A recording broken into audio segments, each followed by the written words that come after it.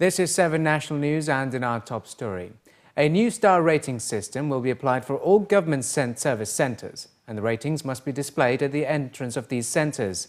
His Highness Sheikh Mohammed bin Rashid Al Maktoum, Vice President and Prime Minister of the UAE and ruler of Dubai, announced this while unveiling the first phase of the rating system.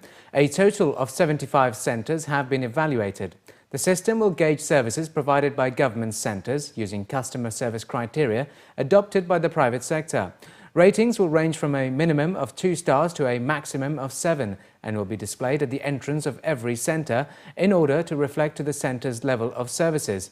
His Highness Sheikh Mohammed revealed that 3 centres have achieved a 5-star rating and inaugurated the first 5-star plaque at the Ministry of Justice Service Centre in Abu Dhabi.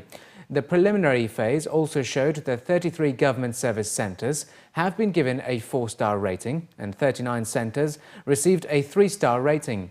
By the end of 2014, the ratings will cover the customer service centres of all federal bodies in the UAE. Assessments will be carried out by external auditors to ensure impartial results and ratings. Due to the unprecedented number of humanitarian agencies, the UNHCR's global stockpile in Dubai witnessed a 100% rise in operations in the past 2 years. In 2013, the UN Relief Agency shipped 30% of more core relief items compared to 2012, while the volume of cargo handled in 2012 and 2013 increased by 100% from the previous year. According to state news agency WAM, some 103 outgoing shipments took place last year to more than 36 countries around the world compared to 22 countries in 2012. The total volume of goods handled by the stock equaled to 2,059 containers. The emergencies in Syria, Philippines and Central African Republic received multiple shipments from Dubai last year. For the Syria emergency alone, which has already displaced some 2.4 million Syrians to neighbouring countries, UNHCR sent 373 containers and 140 trucks full of 3,932.55 metric tons of humanitarian assistance at a value of $16.3 million. The shipments brought 9,140 tents, 723,960 blankets, 241,650 sleeping mats, and 6,360 buckets, along with 143,945 kitchen sets, 226,350 jerry cans and 223,150 plastic sheets to people in need in Syria, Jordan, Iraq, Turkey and Lebanon. With the ongoing crisis in Syria, the relief efforts continue. We are sending a number of containers, more than 40 containers to Syria, with a value of $300,000 or more. And this is part of 44 containers that we are trying to send to Syria. I must say, and I will take this opportunity to thank ISC and to thank the vision of Sheikh Mohammed bin Rashid and the leadership of Her Highness Princess Haya for their leadership to the ISC. UNHCR has stockpiles in Kenya, Tanzania, Cameroon, Ghana, Denmark and Jordan. Together, they hold the necessary items for providing emergency assistance for up to 700,000 people. At present, the stockpile in Dubai is the largest and busiest of the UNHCR's 7 global stockpiles. It constitutes half of the total emergency response capacity of the organization and can serve up to 350,000 people with basic relief items and is the first line in correspondent in emergencies. We appreciate and very thankful for the Dubai government for the generous host of the stockpile in Dubai. This increase in the volume of humanitarian items for the last couple of years makes Dubai a model of a humanitarian city in the international world. Nearly a third of employees in the UAE can expect a housing allowance increase of more than 9% this year, according to new research conducted by Mercer, the human resource consulting firm. Among 147 organizations surveyed, it was found that 41% of companies in Dubai and 24% of those in Abu Dhabi have plans to raise the housing allowance for their staff, which companies are considering to help their employees cope with the rising cost of living. Mercer said the forecasted increase is 9.8% in Dubai and 9.5% in Abu Dhabi. The figures suggest that 22% of workers in Abu Dhabi and 33% of employees in Dubai can expect a housing allowance increase this year, or 28% of employees in the two Emirates combined. Rising rents are a cause of concern for many workers in the UAE. Over the last 2 years, rents in Dubai have gone up by 15 to 30% per year, depending on the location. However, an increase of less than 10% won't be sufficient to offset the rising costs, according to the findings of the survey.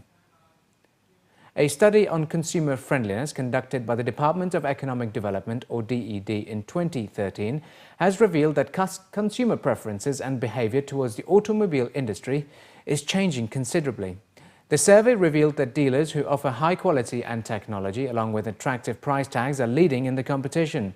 DED gathered opinions from consumers and retailers across 6 major industries, including the automobile sector, as part of the first ever consumer friendliness rating analysis to evaluate the major drivers of consumer behavior and understand the level of compliance to the Consumer Code of Rights. The rating shows a strong and steady relationship between dealers and buyers, as 84% of respondents said they would go back to their dealer for after-sales service. The major attraction dealers hold for 78% of customers is the transparency in billing. Meanwhile, a concern for 41.3% of consumers in the sector is lack of clarity in policies on warranty and services. There is also a significant number of customers, which is 51%, who think the price they pay for a car is unreasonable. Travellers have evolved from tourists to explorers, according to experts at the recently concluded discussion titled Trending with Next-Gen Travellers. Hosted by Amadeus, provider of advanced technology solutions for the global travel industry, the discussion revolved around the impact of digital revolution on the travel industry and its crucial role in shaping the future of travel. Held on the back of a study conducted on the behavior and preferences of the next generation traveller, Vice President of Amadeus MENA, Antoine Medawa, says being a next-gen traveller is not as much about age as it is about a state of mind. Next-generation travellers are digital natives, smart consumers who are extremely internet and social media savvy and perpetually in search of unique experiences. They seek a complete and enriching social experience, seeking authenticity, inspiration, transparency in pricing, exclusivity and differentiation backed with 24/7 support and connectivity.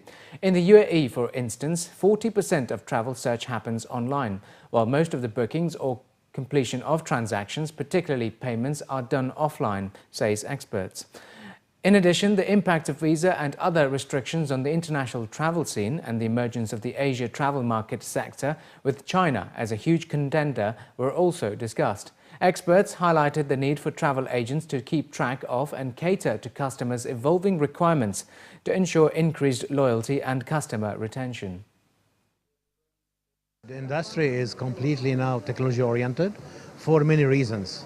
First of all, you have now available on the market a lot of choices, a lot of content that are coming from hotels, from airlines, from car rental, from airport, and all this need to be aggregated in a big database where the technology needs to search very fast and to deliver the right answer to the right questions that the consumer are doing. So without technology, I don't see how we can get this delivered on time to the consumer. The Middle East is, let's say, one of the highest penetration of the mobile users who we have here in the United Arab Emirates. So I think the main challenges is to deliver on a mobile inaccurate information that is coming from this big content that is aggregated, like I said.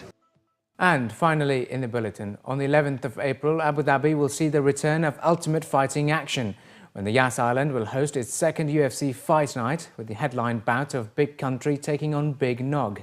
At a press conference which also saw the attendance of the heavyweight fighters, officials from UFC and Flash Entertainment announced the 10 bouts that will take place at the event, which returns after 4 years.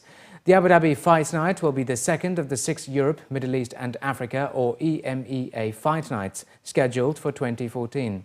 General tickets go on sale from Wednesday and will be priced between 695 and 3,695 dirhams and will be available on ticketmaster.ae.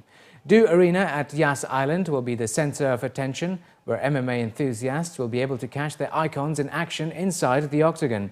According to officials, MMA and UFC has received a great interest from the region, as this year's event will see a few fighters from Middle Eastern origin, such as the Iraqi Alan Umar, who will take on Jim the Beast Allers, both on the UFC debuts for the featherweight bout, along with the Palestinian-American Ramzi Nijim, who will face Benil Dariush of Iranian origin in the lightweight category. Gary Cook, UFC Executive Vice President, described the event as a modern-day fan experience for those who will be attending.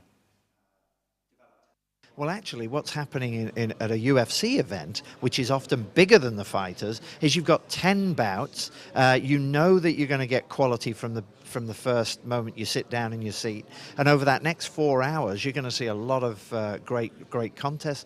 When you look at what we're doing here in Abu Dhabi, there's some great fighters on that card. The co-main event is a featherweight battle between Clay Guida and the Japanese kid. So you know, you go from two great big heavyweights who, you know, one of them has won. Roy Nelson has won sort of 4 knockouts of the night, and you've got Nogueira, who's renowned here because of his jiu-jitsu skills and his wrestling skills. It promises to be one hell of a battle, but those are only 2 of the 10. There's a ton more great content, ton more fights on there. So the main event will be a 5-round heavyweight bout between the former UFC champion Big Nog, Antonio Rodrigo Nogueira, who will walk into the octagon to fight against the Ultimate Fighter heavyweight tournament winner Roy Big Country Nelson.